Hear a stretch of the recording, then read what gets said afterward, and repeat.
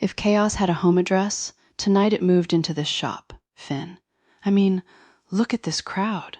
Half are here for football, the other half for the face punching, and that one guy in the corner just wants a sausage roll. That's Keith, and he bet on sausage rolls outlasting England's defense. Frankly, I like his odds. I just hope nobody starts throwing punches if Norway scores first. If England concedes, the only cage fight in here will be Dave wrestling the TV remote away from the UFC fans. Side note, my money's on Dave. He benches more snacks per hour than any UFC heavyweight. Please, Lila. Dave's cardio is strictly limited to running between the fridge and the bookie's counter. If Norway and England go to penalties, he'll pull a hamstring just watching. Speaking of penalties, did you see who's reffing tonight? Last time, his extra time was so long people started betting on what decade it'd end in.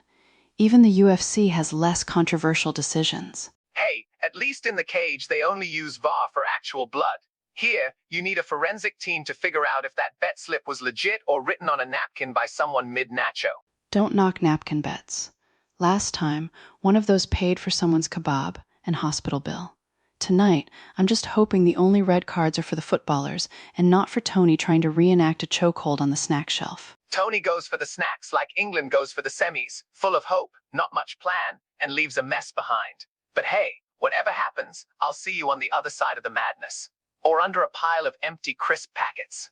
Finn, I swear, if you eat one more bit of popcorn before we finish building this fortress, it's going to collapse faster than your willpower in front of a Krispy Kreme sign. Oh, please, Lila, you're just bitter because your blanket fort looks like IKEA on Black Friday. Chaos wrapped in questionable design choices.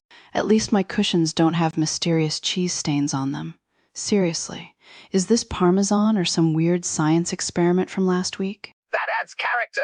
Every good fortress needs a moat of questionable snacks. Look at our snack arsenal. If someone tries to break in, they'll slip on a Dorito and break a toe.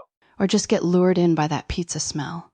Honestly, with these fairy lights and snacks, we're like two hobbits if Hobbiton had a Premier League subscription and zero shame. Speak for yourself. If we're hobbits, you're definitely Sam. Loyal, practical, and always judging my snacking technique. Now scoot over. Can't see both screens if you're hogging the best spot. You're like the Stonehenge of snacks, blocking all the views. Fine, but if you knock over the Coke Tower again, you're cleaning it. And this time, you can't just blame the cat, unless you're planning on bringing a tiger to guard the snacks. Deal! And if anyone invades the fortress for snacks, you handle the negotiations. My last peace treaty ended in someone eating all my Skittles. Never again. Agreed.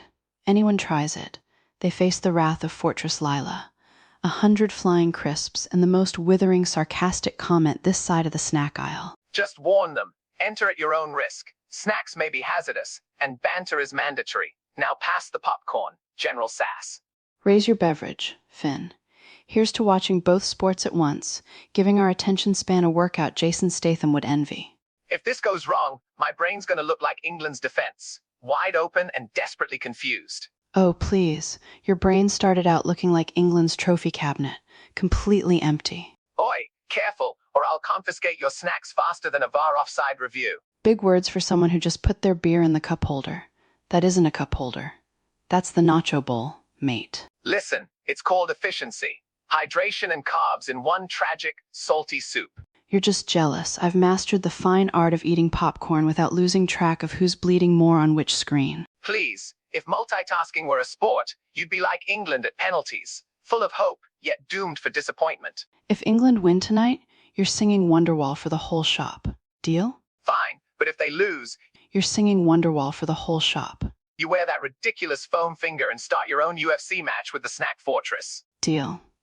May the odds be ever in our hunger's favor, and may your singing career remain mercifully short.